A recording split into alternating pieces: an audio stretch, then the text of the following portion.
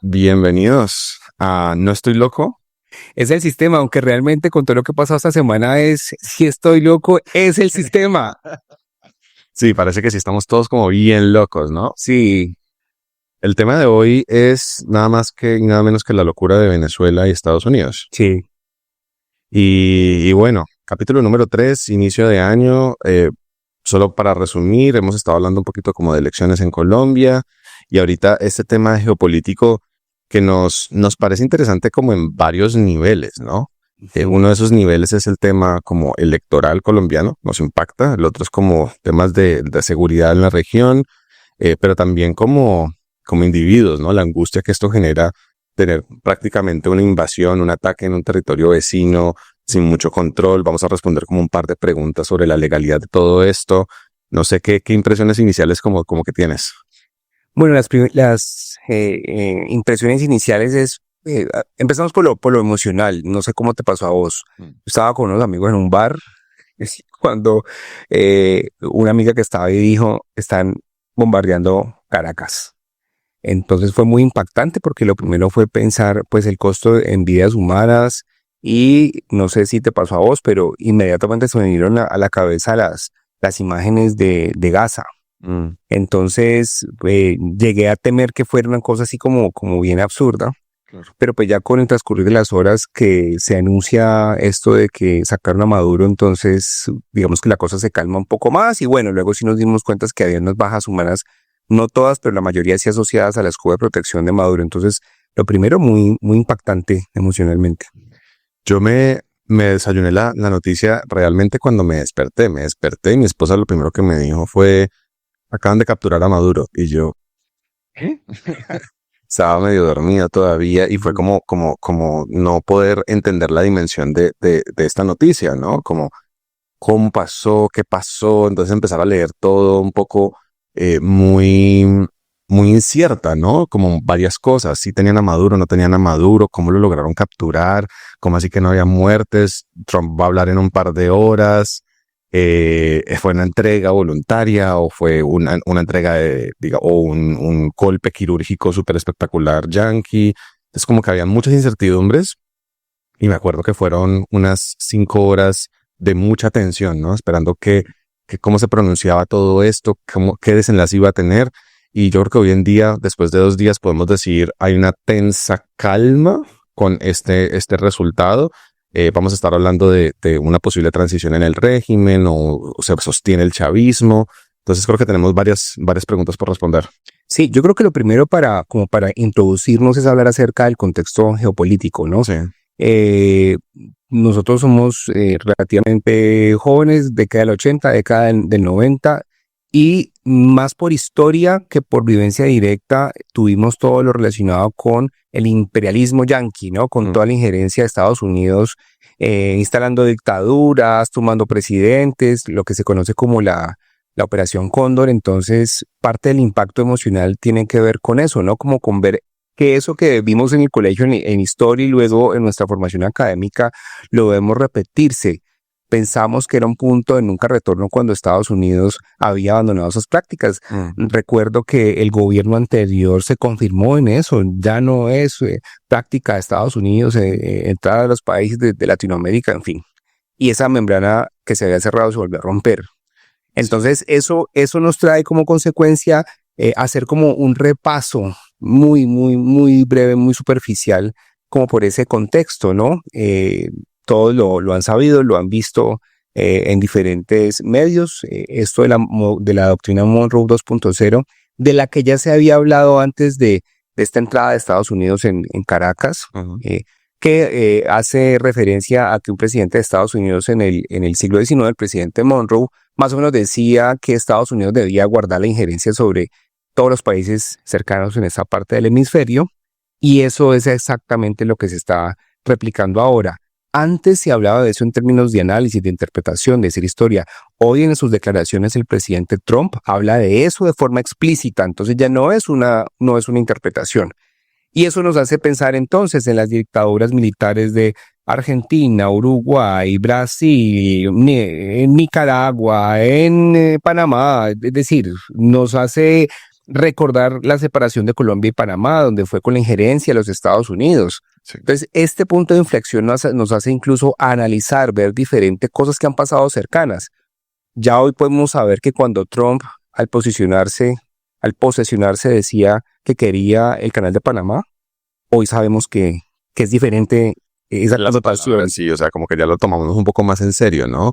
Cuando Trump ahora de Groenlandia, creo que el día de hoy han estado hablando toda la mañana con daneses sobre el tema de Groenlandia. Ya todo el mundo está tomando más en serio las palabras de Trump, que antes eran un poco grandilocuentes, un poco delirantes, como que no se sabía qué tan cierto eran ciertas cosas. Hoy en día cualquier cosa que él diga la tenemos que tomar en serio. Y eso involucra también palabras en contra del presidente Gustavo Petro, y sus indicaciones de que él es el siguiente, que no descarta una operación militar en Colombia, y también el llamamiento de algunos sectores colombianos a que eso suceda, que también es bastante preocupante. Pero antes de abordar todos estos temas, yo quería también como plantear que esto genera una dualidad, esto es una contradicción, y sabemos que en este momento muchas personas se sienten contrariadas con lo que está pasando. Por un lado hay como una gran alegría, ¿no? Se deshacen de un dictador como es Maduro, que se robó las elecciones en Venezuela en el 2024, que ya ha tenido unos procesos de fraude en el pasado, que hay un tema de represión, hay una crisis humanitaria grandísima que ha llevado por no decir exilio, sí a la migración masiva de venezolanos al exterior, casi 8 millones de personas viviendo en el exterior, por la situación económica del país. Y también un tema de censura, bueno, en fin, muchas cosas que sabemos que hoy en día genera como una sensación de tranquilidad e incluso de alegría en gran parte de los ciudadanos venezolanos en el exilio y también en Venezuela, pero también la contradicción de esto es una intervención ilegal. Y queremos hacer una precisión de que esto es una intervención ilegal en dos niveles diferentes. Es ilegal tanto en el sistema internacional, que tiene unas reglas, ¿no? El derecho internacional es un constructo que impone unos límites a los países, y sabemos que esos límites no siempre se cumplen, precisamente porque las potencias internacionales tienen un esquema de veto en el sistema internacional que les permite saltarse sanciones, les permite saltarse condenas de la comunidad internacional. Pero hoy en día, en el sistema internacional, no hay nada que permita a un país deponer al presidente de otro país, por más que consideremos que es un dictador, sin tener el aval de la comunidad internacional. Y el aval de la comunidad internacional lo brinda el sistema de Naciones Unidas, particularmente el Consejo de Seguridad de Naciones Unidas. Entonces, dentro del esquema internacional, esto es una intervención ilegal. Pero también es ilegal desde una posición interna, es decir, Estados Unidos necesita tener aprobación de su Congreso para poder tener un acto de guerra. Y esto que acaba de hacer es un acto de guerra. O sea, acaban de meterse en la capital de un país a llevarse un presidente en ejercicio. Y esto va a tener muchas ramificaciones internas dentro de Estados Unidos. Ya les estamos viendo varias declaraciones de congresistas demócratas diciendo que esto no estuvo bien, que el presidente no tiene un piso jurídico para poder haber hecho este acto de guerra, que no buscó aprobación del Congreso. Y un poco la salida que ha hecho Trump es decir que esto es un acto contra un narcoterrorista y por lo tanto no es un acto de guerra y por lo tanto no necesita aprobación del Congreso. Esto genera una ruptura institucional dentro de Estados Unidos que vamos a empezar a ver en las próximas semanas, pero también es cierto que el Congreso estadounidense está bastante dividido y es muy difícil que los demócratas puedan llamarlo, digamos, a indagatorias y abrirle un juicio por este tipo de actos. Entonces, vamos a ver unas disputas jurídicas, probablemente sin mucha resolución, pero quiero decir como sin ningún tipo de matiz que esto ha sido ilegal en todos los frentes. Sí, bueno, yo ahí tendría que decir algunas cosas, ¿no? Y es una o dos, es que en el plano de lo filosófico, todo lo que estás explicando nos arroja a un dilema moral, ¿sí? Porque, diciéndolo en términos de valores, uno podría hacer o armar una discusión en función de la justicia versus la legalidad, ¿sí? Si lo vemos desde el punto de vista de las reglas, me parece que no hay dilema, las reglas se rompieron, todo lo que estás explicando es claro. De hecho, hubo una columna de opinión muy dura del New York Times donde decía eso. Es verdad que que Maduro es un dictador, pero Trump rompió las reglas y tú no puedes combatir el rompimiento de las reglas con el rompimiento de las reglas. Para mí a eso se reduce, entre comillas, el dilema moral. Pero si uno saca de plano eso, uno ve las fotos de los venezolanos celebrando en la calle como de la manera más humana, e igual es impactante, ¿no? Claro. Y lo digo, no sé, sin miedo a mojarme, también me parece que es fácil alegar por la legalidad cuando uno no es venezolano. Entonces, me parece que sobre esto que estamos conversando lo vamos a ver como efecto, como consecuencia en muchos años, en muchos años. Y bueno, la línea de lo ético, de lo moral, me parece que ahí, por ejemplo, sino que lo vamos a desarrollar más adelante, habríamos que pensar las consecuencias para Colombia. Más adelante lo vamos a tratar. Para mí, ¿qué es lo más grave del rompimiento de la institucionalidad, tal como lo estabas explicando? No tanto lo que pasó ahora, digamos que sí, nos pongamos de acuerdo, veamos papers, documentos académicos donde digan, no, Trump rompió las normas, pero más grave que eso es que se haya abierto el boquete para que luego cualquier país normalice entrar a otro país, sobre todo cuando es un país poderoso. Entonces eso, por ejemplo, le da, entre comillas, autoridad moral a Putin para decir, pero ¿por qué entonces el otro sí se puede entrar a Venezuela y yo no puedo entrar a Ucrania a reclamar lo que es mío? Según mis argumentos, no sé qué. Claro.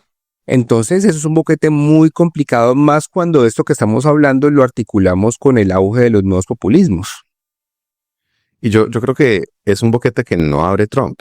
Es decir, me parece también importante mencionarlo. Yo creo que Trump también es un heredero de un proceso que empieza, es que es difícil ponerle como un inicio, porque Estados Unidos, digamos que siempre ha sido intervencionista, siempre se ha saltado las reglas de un modo u otro. La invasión en Irak no fue avalada tampoco por el sistema de Naciones Unidas. Fue una invasión a todas luces ilegal, a diferencia de la de Afganistán, que había algún tipo de justificación legal alrededor de esa invasión. Pero digamos que en años recientes también hemos visto la doble invasión de Rusia a Ucrania, 2014-2021, quiero decir. También hemos visto los bombardeos de Israel a 7 países de la región: Yemen, Líbano, Irán, Qatar. Entonces, estamos viendo también un proceso de vulneración del derecho internacional de forma sistemática de varias potencias regionales e internacionales. Y yo creo que estamos entrando en un ciclo donde ya ni siquiera es necesario mantener el velo de la legalidad, que era algo que se intentaba hacer antes. Digamos que la mayoría de los países antes argumentaban legítima defensa a la hora de hacer un ataque ofensivo hacia otro país. Y la legítima defensa es, digamos, uno de los únicos argumentos jurídicos internacionales para poder hacer una acción bélica. Yo me puedo defender legítimamente, siempre puedo tener ese derecho, y entonces argumentaban que eso es una legítima defensa, atacar de forma preventiva, lo cual era una paradoja, pero se mantenía como el velo de la legalidad. Es decir, el debate se volvía sobre si lo que estás haciendo es legítima defensa o una acción ofensiva. Ahora ni siquiera es eso. O sea, en la declaración de prensa de Trump no menciona la legítima defensa en ningún momento, y es simplemente digamos, el derecho que tiene Estados Unidos a atacar estados narcoterroristas y, sobre todo, digamos que me parece muy paradójico mencionar el interés económico de frente. Es impresionante. Es el petróleo. Y lo mencionan de forma repetida en las primeras declaraciones, en las declaraciones de Marco Rubio, en las segundas declaraciones que hace el día de ayer en el avión presidencial, y es sin ningún tipo de pudor. Digamos que también antes veíamos también ese velo, ¿no?, del interés económico. Los periodistas decían, hay intereses económicos en el petróleo en Irak, pero Estados Unidos decía, no, esto no tiene nada que ver con intereses económicos, eso es la democracia, prevenir el tema de armas químicas y armas nucleares. Ahorita no, ahorita el velo se ha roto del todo, y creo que eso sí es lo novedoso. Es impresionante porque me imagino que compartes esa percepción en un gran sentido. La política es un teatro, ¿no? Entonces es un juego de simulación, de poker face, de jugar póker. Sí.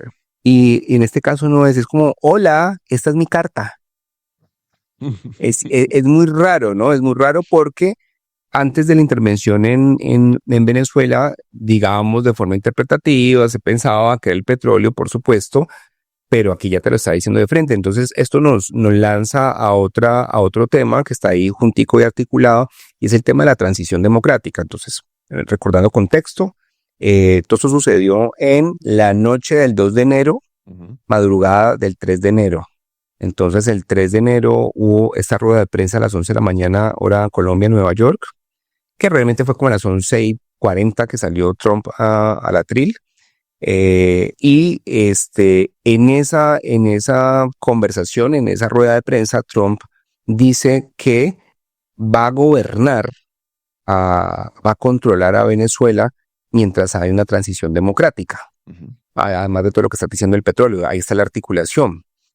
Y con los mensajes que empiezan a ver en futuras declaraciones, sobre todo de Marco Rubio, no es tan clara la transición democrática, porque si lo que se tiene claro es que el interés es por el petróleo, lo que tiene que pensar Estados Unidos es cuál es el sistema de gobierno, cuál es el gobierno que más le conviene para poderse apropiar de los recursos naturales.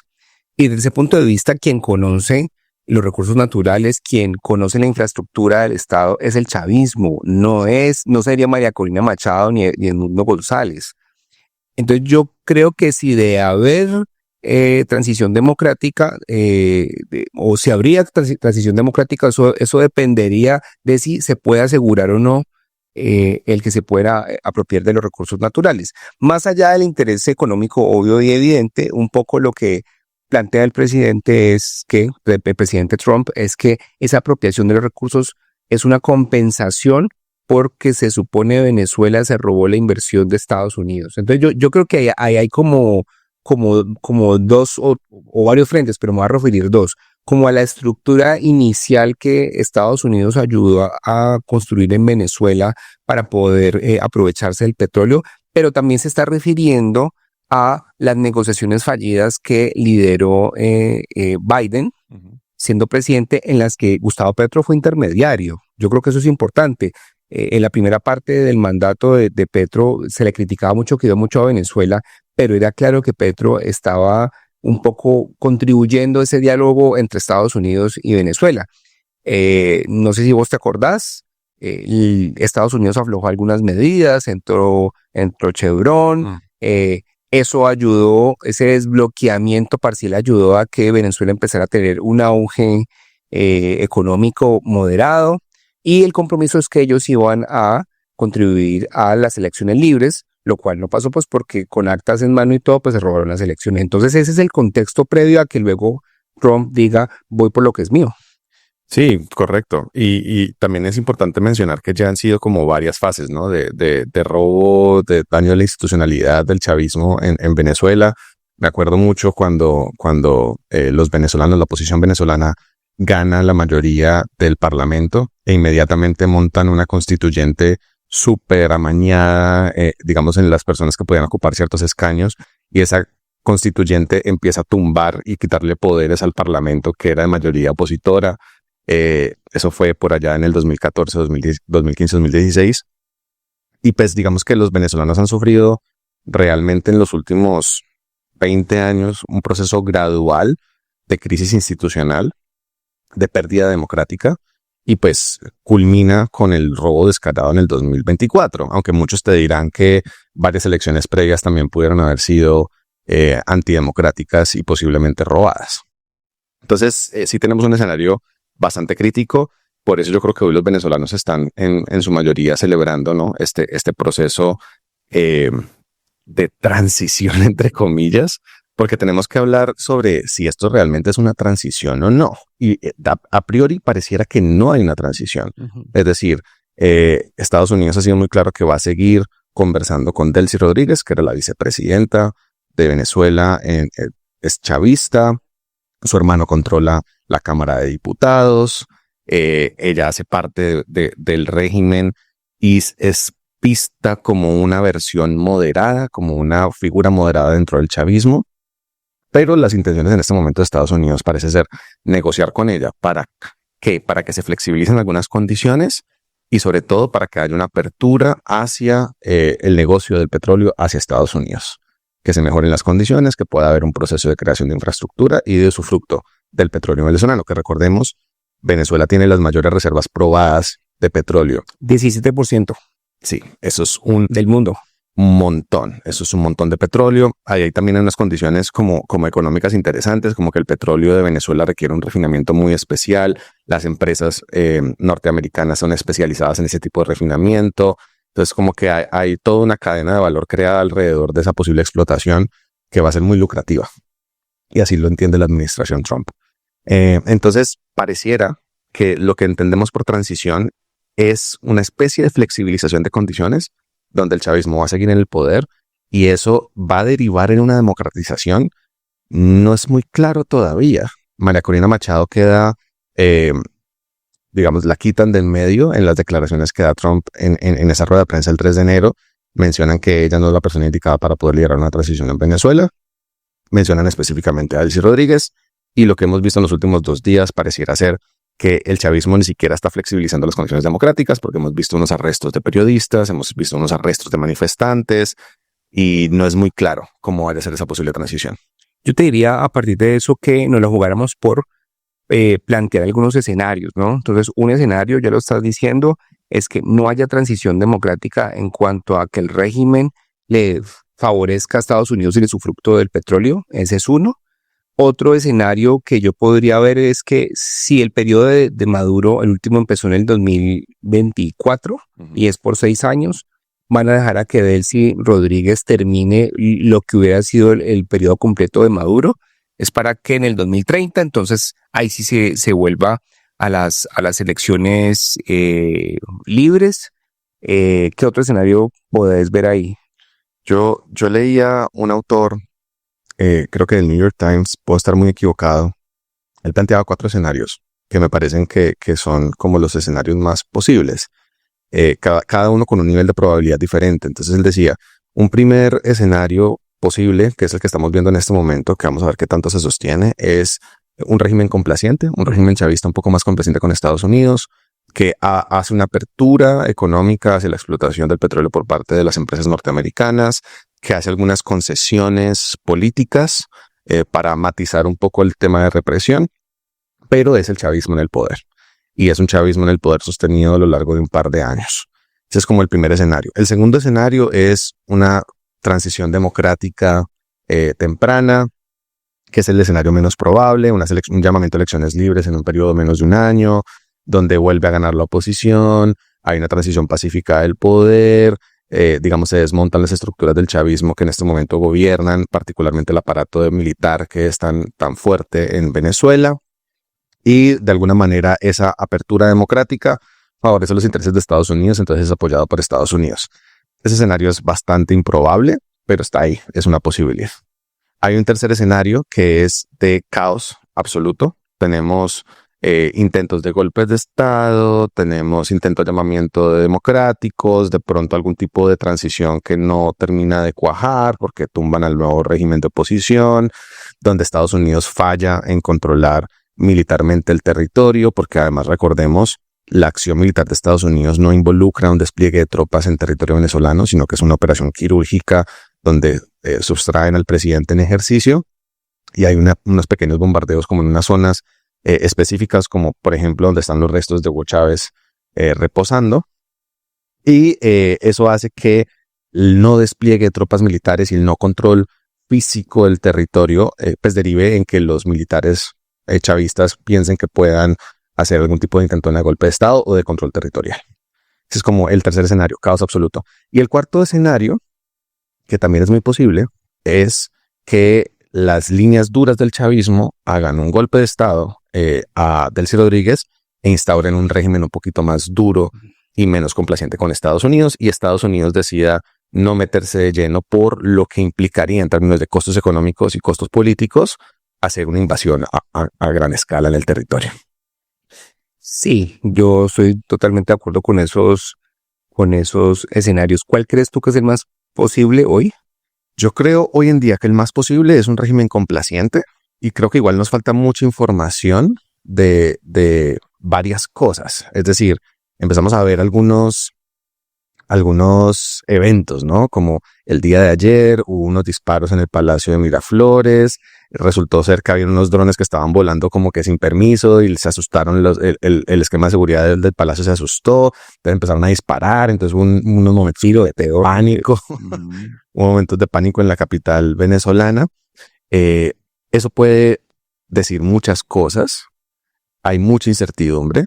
En este momento no es claro que los hermanos Rodríguez tengan el control realmente de todos los aparatos chavistas. Hay que contemplar qué están pensando los militares, qué está pensando Diosdado Cabello, qué está pensando Vladimir Padrino, los otros grandes nodos del poder dentro de Venezuela. Y yo no tengo tan claro que el poder esté tan consolidado. Y eso solamente nos lo dirá el tiempo. Nos lo dirán un par de semanas que pasen, ver cómo se están moviendo las discusiones internas, ver cómo se mueve un poco la opinión pública también, ¿no? Porque los venezolanos han pasado de sentir una alegría y un alivio por la caída del dictador a una gran incertidumbre sobre las declaraciones de Trump y la posesión de Delcy Rodríguez. Hay que ver también cómo se mueven los líderes opositores que han estado muy callados, que incluso Capriles estuvo ayer en la posesión de Delcy. Entonces también es como mucha incertidumbre sobre qué vayan a hacer los líderes de oposición, qué vayan a hacer los otros líderes chavistas, y eso solo nos lo dirá el tiempo. Sí, yo creo que tiene que ver con lo que estás diciendo, cómo está el poder internamente, pero también a qué quiere jugar Estados Unidos, porque Estados Unidos puede forzar la transición democrática, a expensas de que depende de que puedan preservar su negocio. Sí. Y yo creería que con negocio y todo pueden forzar la transición democrática, pero no sé si quieran realmente. Yo no sé si quieran, y si no lo hacen me parece que quedarían muy mal. Yo pensaría que lo tendrían que hacer al menos por honor, para que no quede tan más de frente que lo haga solamente por la plata, ¿no? Además porque se han hablado de la seguridad de la región, de la estabilidad de la región, no sé, vamos a ver por ahí. Y yo te diría, esto nos lanza a otro tema muy importante y es Colombia. Han habido unos efectos directos en Colombia. En la rueda de prensa el sábado 3 de enero, 11:40 de la mañana, de la única persona que habla Trump, además de las obvias, Maduro, Delcy y demás, es de Gustavo Petro. Porque un periodista le pregunta, vea, usted ha dicho en el pasado que Gustavo Petro se debería cuidar el trasero, y él dice, sí, se debería cuidar el trasero. Luego en el Air Force One, en una, no sé, mini rueda de prensa, no sé cómo se llamará eso, cuando le preguntan sobre si haría una operación militar en Colombia, dice, eso suena bien para mí. Entonces, más allá del susto, no sé, yo sentí mucho susto cuando escuché eso, más cuando viene de invadir Venezuela. Cuando yo escuché eso, pues tuve mucho miedo, pero también ya luego, de forma más calmada, me hace pensar varias cosas, ¿no? Entonces, yo te pediría que analizáramos ese pedazo, sus implicaciones, analizáramos también si es posible, si no es posible, por qué lo haría. Entonces, primero, yo creo que en esto casi todos los líderes políticos de Colombia se han puesto de acuerdo. A diferencia de Maduro, Petro es un presidente elegido democráticamente, está en su periodo, está en su cuarto año, ya está terminando su cuarto y último año. Entonces, no es justo, así uno no esté de acuerdo con el gobierno, que se le iguale con un dictador. ¿Sí? Eso es lo primero. Lo segundo, entender que independiente de que haya sido ilegal la entrada a Estados Unidos o no, es cierto que aunque sea injusto, hay unas causas abiertas en Estados Unidos para Maduro hace ya varios años. Sí, 2020 creo. Ajá. Entonces, ese es el precedente de esta intervención, lo cual no sucede con Gustavo Petro. Tercero, hay una interpretación un poco más reforzada que dice, sí, por los dineros de la campaña, ahí hay como unos datos que podrían demostrar que él tiene nexos con el narcotráfico y eso autorizaría a Estados Unidos a entrar a extraer al presidente. Esto lo escuché en una entrevista que le hicieron a un especialista ayer en Red Más Noticias. Me parece bien reforzado, pero lo traigo aquí como a la discusión. Aquí hablamos desde todos los puntos de vista. Cuarto, pues aquí no hay un interés económico tan directo como si lo hay en Venezuela, es decir, no tenemos el 17% de las reservas mundiales de petróleo, eso me parece claro. Quinto, creo que si Trump lo hace o amenaza con hacerlo, y aquí nos lanza al tema que hemos venido desarrollando, lo que hace es fortalecer electoralmente tanto a Petro como al pacto histórico, por ende a Cepeda. Entonces no sé si Trump sea tan descerebrado de darle tanto capital político a Petro, ¿sí? Como te decía, ha sido impresionante. A mí la que más me impresionó fue de Paloma Valencia. No hubiera esperado que ella misma dijera, del Centro Democrático, que dijera, le vamos a ganar en las urnas, somos soberanos, hoy ve. La situación hace que todos se hayan alineado en respetar la institución presidencial de Colombia. Sí, a mí me pareció muy curioso porque el 3 de enero muchos políticos estaban celebrando la toma de la captura de Maduro, la operación militar en Venezuela, y al día siguiente estaban dando declaraciones sobre que Colombia no debería sufrir el mismo destino de Venezuela. Y comparto tu apreciación, no es el mismo escenario, es decir, Petro es democráticamente electo, no es un dictador, ya se acaba su periodo presidencial ahorita este año, hay posibilidades de derrotar en las urnas, las reglas de juego democráticas en Colombia parece que siguen funcionando, etc, etc, etc. Pero yo quiero empezar por decir que las declaraciones de Trump hay que tomarlas en serio. Creo que ese es el gran mensaje que nos dejó Marco Rubio en la rueda de prensa. Lo que dice Trump lo cumple. Y hoy en día hay que tener mucho cuidado con lo que está diciendo y cómo lo está diciendo. Yo no descartaría que haya algún tipo de intervención si él no lo ha descartado todavía. Ahora, que sea conveniente para Estados Unidos, no. Y que sea conveniente para Colombia, menos. Pero no lo descartaría porque siento que él ha tomado decisiones muy erráticas, saltándose todos los flujos de legalidad que hay, tanto internos de Estados Unidos como internacionales, y lo hace mucho por capricho. Entonces, con ese asterisco ahí, con el hecho de que hay que tomar en serio las palabras de Trump, ahora sí analicemos qué posibles impactos podemos ver en Colombia y qué tan probable es que suceda o no suceda.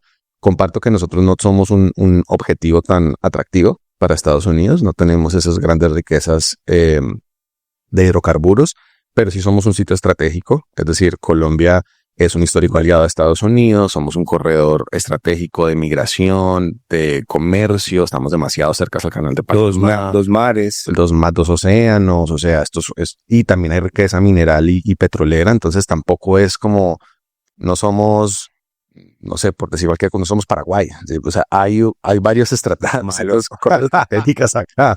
Entonces yo digo, pucha, no lo descarto si bien no somos tan atractivos. Ahora, yo qué puedo ver que puede pasar? Yo sí siento que va a haber una injerencia en las elecciones, directa. Y siento que eso sí es una doctrina que Estados Unidos está empezando a desarrollar y ha sido muy clara este año. No solo es Venezuela, es también Honduras. Y en Honduras participaron directamente en las elecciones, prácticamente diciendo que si no ganaba el candidato que estaba apoyando a Estados Unidos, íbamos a tener un tema económico complicado y unas relaciones políticas complicadas, y eso al final terminó derivando en la victoria de la derecha en Honduras, que eso también se conecta con el perdón presidencial que recibió el expresidente que estaba vinculado a temas de narcotráfico, que eso también es una paradoja, ¿no? Interesante, ¿no? Por un lado perdonó a narcotraficantes, pero por el otro lado capturó al supuesto mayor narcotraficante de la región. Dicho eso, siento que electoralmente Estados Unidos va a estar muy involucrado, no necesariamente con una acción militar, pero de pronto sí con financiación, declaraciones, y para mí la gran pregunta es ¿quién es ese candidato? O sea, Estados Unidos... Pacheco, dame la P. ¿Será Pinzón, que parece ser el candidato más probable? ¿Será que empezaron las discusiones entre varios sectores de la derecha por ser quién va a ser ese candidato? ¿Será Paloma Valencia? ¿Será Abelardo? ¿Serán los tres? Yo creo que dentro de poco vamos a empezar a ver ese movimiento de Estados Unidos y eso puede ser bueno o puede ser malo. Es decir, yo sí siento que va a haber una ola de nacionalista ahora que hemos visto estas declaraciones y esta amenaza a la soberanía nacional. Normalmente tener ese enemigo común, esa amenaza, hace que mucha gente se empiece a congregar alrededor del presidente y del gobierno. Y siento que eso le va a servir mucho a Petro. Pero también siento que el hecho de que la amenaza sea muy real, o sea, que sea tan real como lo que vivimos el 3 de enero, puede asustar a muchas personas a asumir posiciones muy radicales en contra de Estados Unidos. Y podemos empezar a ver algún tipo de golpe de opinión pública ante aquellos candidatos que sean abiertamente anti-Estados Unidos o antiimperialistas. Yo siento que en este momento hay mucho temor. No me queda claro a quién va a apoyar Estados Unidos, no me queda claro cómo lo va a apoyar Estados Unidos, pero me queda supremamente claro que va a apoyar a alguien. Yo ahí tengo una pregunta en tu disertación final y es, vos tácitamente decís que sería rentable electoralmente estar en contra de Estados Unidos, ¿cierto? Yo no estoy tan seguro, porque eso que lo estás diciendo tendría sentido como desde la dignidad, la soberanía, como lo que tú decías, el nacionalismo, pero yo no sé si hay gente que lo piense desde el miedo. Desde el miedo en el sentido de, no, espérate, hagámonos pasito, no peleemos con el loco del planeta, dígame a quién tengo que elegir, todo bien, frescos. Es decir, me parece que también es una posición posible del votante, así no se identifique con Estados Unidos o con el imperialismo yanqui y demás, ¿no?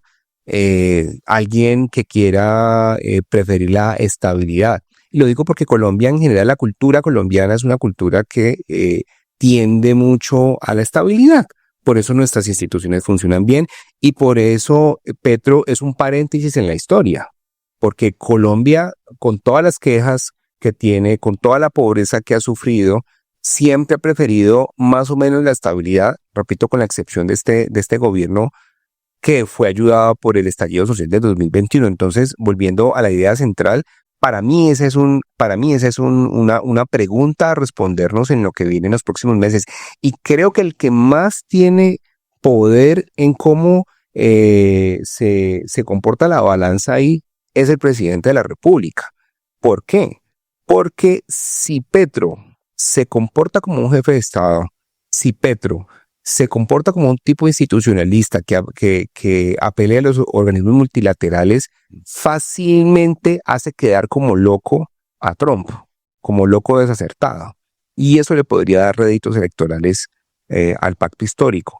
Pero si Petro se parece al Petro que coge la bocina en Nueva York y manda a los soldados estadounidenses a desobedecer a su comandante en jefe, si Petro vuelve a ser ese Petro, la opinión pública se vuelca hacia la estabilidad y Petro queda como el loquito, más loco que el otro, ¿no? Entonces me parece que quien puede cambiar la balanza ahí es Gustavo Petro.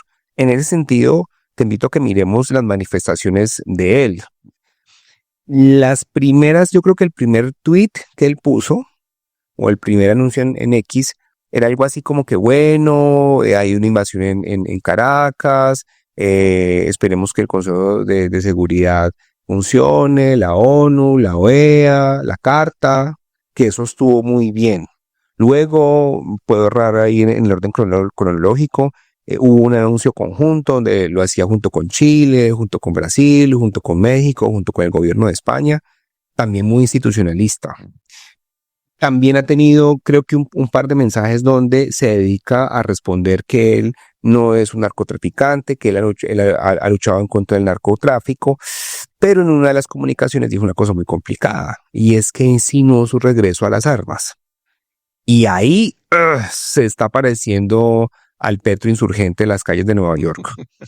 Y respetando la insurgencia y respetando que cada quien vea qué haga con su propia vida y su propio cuerpo, en el rol de jefe de Estado es complicado. Entonces yo creo que ahí estamos en vilo, como necesitamos, y ojo, no lo digo porque diga, quiero que le vaya bien el pacto, no, independiente a cómo les va electoralmente, todos necesitamos que Petro se comporte ahí como jefe de Estado, que sea un tipo tranquilo, mesurado, y donde creo que lo ha hecho mejor de lo que uno ha esperado hasta el momento. ¿Vos qué piensas al respecto de ese punto?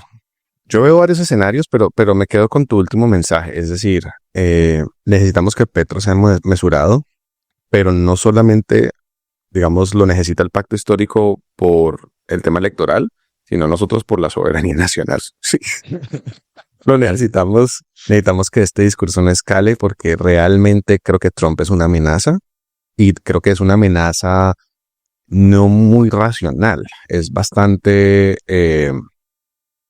infantil, por poner una palabra.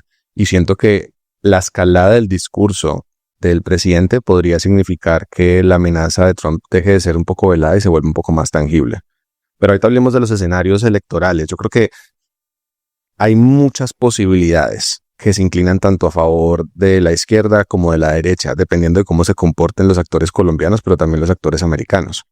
Es decir, yo veo que si hay una amenaza velada, no muy directa hacia la soberanía nacional, podría ser que el pacto histórico reciba un gran flujo de gente indignada con la amenaza a la soberanía. Siento que si la amenaza se empieza a volver un poco más real, pongamos por ejemplo un escenario posible de bombardeos en la frontera que compartimos entre Venezuela y Colombia, donde hay alta presencia de grupos insurgentes. De hecho, pues corredor de narcotráfico, el supuesto narcotráfico que está combatiendo Estados Unidos en este momento pasa por ahí. Entonces, no descartaría que de pronto un mensaje de Estados Unidos podría ser un bombardeo en la frontera colombiana. Si eso sucede, si la amenaza estadounidense es tan tangible, creo que si el miedo empieza a operar y haría que muchos colombianos decidan, pucha, no, está como seria la cosa. Entonces, de pronto perderían un flujo de votantes por ese mismo temor. Entonces creo que hay tantos escenarios posibles que no sé muy bien cómo se vaya a mover la balanza electoral. Yo solo diría que el presidente puede usar en este momento, y creo que lo está usando, y me preocupa, el tema de Venezuela como una herramienta política para las políticas internas que él quiere desempeñar en Colombia. Entonces, por ejemplo, el tema de la emergencia, ¿no? Las declaratorias de emergencia en el país. De emergencia económica. Económica, que ahora tenemos digamos que ahorita tiene un poco más de sustento por lo que está pasando en Venezuela. A mí ese pedazo me preocupa, porque con una emergencia, con una declaratoria de emergencia, el presidente podría pasar por decreto varias cosas que en este momento tienen vilo. Entonces, yo siento que políticamente... Perdona, ahí te interrumpo, una claridad conceptual. En la figura de la emergencia económica le da la posibilidad de emitir decretos, cosas que podrían o que deberían pasar por el Congreso. Sí, le da la posibilidad de emitir por decreto cosas que podrían pasar por el Congreso, que después tienen algún tipo de control constitucional. Ajá. Entonces hay muchas cosas que se pueden caer después, pero a veces no es que se mantengan las cosas en firme, a veces es poder hacer ese daño en un corto periodo de tiempo. Entonces, esos cortos periodos de tiempo de ciertos decretos de emergencia son igual peligrosos, así sean durante un poco periodo de tiempo.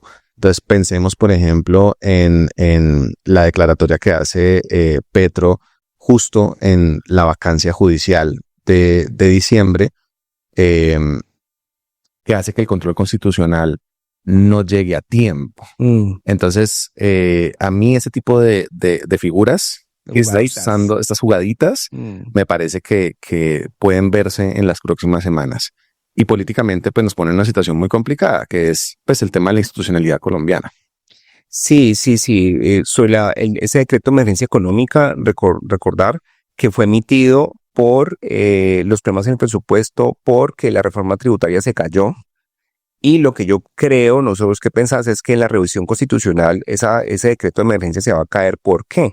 Porque el gobierno nacional está autorizado para emitir un decreto de emergencia económica cuando hay un imprevisto, decimos una pandemia, una guerra, y en este momento no ha pasado eso. Además, realmente lo que ha pasado fiscalmente en Colombia ha tenido que ver con el gasto del gobierno y quizás con, no sé si la falta de cálculo del recaudo o porque el recaudo realmente fue muy bajo.